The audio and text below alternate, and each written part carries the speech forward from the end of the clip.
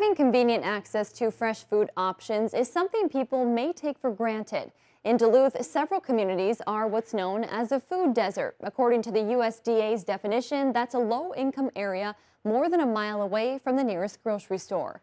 One example is the Morgan Park neighborhood.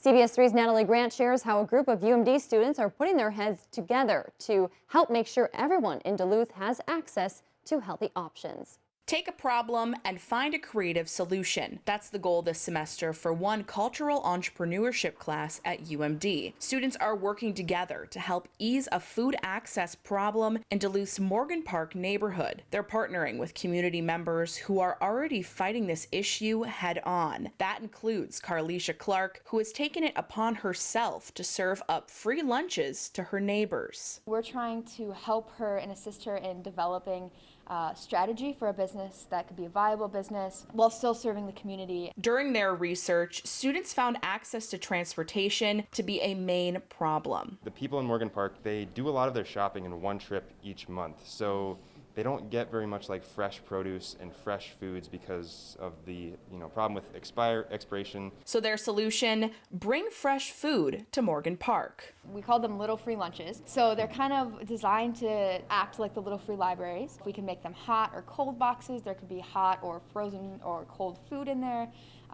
Fresh produce, or we could just keep it more simple. A creative idea for a complex issue that is still in the planning stages. Adam Pine is an associate professor of geography at UMD and has spent the last 10 years researching food deserts and food insecurity in Duluth. He says solving the problem of food insecurity does not have one right answer, but ideas like these are on the right track. All of these problems are going to take all sorts of different solutions, and they're going to try something, it's not going to work, and then they're going to try something else, and out of that is going to come that churning of ideas, which is really the only way that this stuff gets solved. Hoping to take one step closer to solving a problem and educating the community at the same time. Before I started this class, I didn't even know what a food desert or food insecurity was.